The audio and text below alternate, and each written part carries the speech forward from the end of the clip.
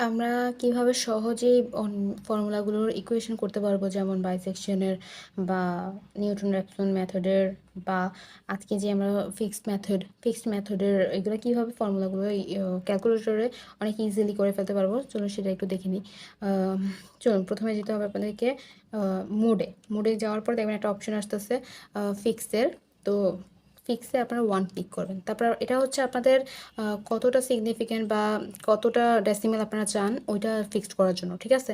তো আমরা 4 ডেসিমেল অবধি নিব, তো আমরা দেবো কি 4, এখানে 4 দিলাম, দেখেন 4 ডেসিমেল, দশমিকের পরে 4টা শূন্য চলে আসছে, রাইট। তো এখন হচ্ছে আমাদেরকে সেট করতে হবে ফর্মুলাটা। তো আমাদের ফর্মুলাটা যদি এখান থেকে দেখি, তাহলে এখানে আছে কি এক্সএন, তো রাইট। এখানে আমাদের আছে এক্সএন ইকুয়াল টু 1/√xn, এই যেটা, তাই না। তো এটা আমরা সেট করব। এটাকে যদি আমরা একটা অ্যালফাবেটে দিয়ে দিই, তো অ্যালফা এ ইকুয়াল কোথায় দিব অ্যালফা, তারপর দেখবেন এক জায়গাতে লেখা আছে ক্যাল। তো ক্যালে ক্লিক করার পর চলে আসবে। তারপর হচ্ছে আপনারা কি করবেন, এখানে দেখেন কি আছে 1/, রাইট। তো আমরা কি করব 1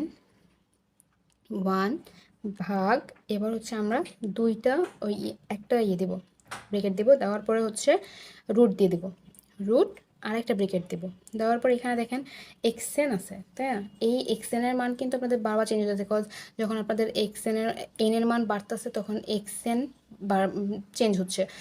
এন এর মান যখন 0 তখন এটা x0 এর মান বসে, এন এর মান 1 হলে এখানে x1 এর মান বসে।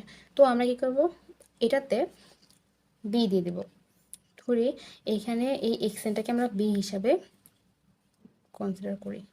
তো আবার অ্যালফাতে যাব, যে বি বি টাইপ করব, তারপর +1, তারপর আপনাদের ব্রেকেট শেষ করব, তারপর এই যে একটা ব্রেকেট দিছি এটার জন্য একটা ব্রেকেট শেষ করব, শেষ করে এই যে ক্যাল আসছে, কোনো শিফট না,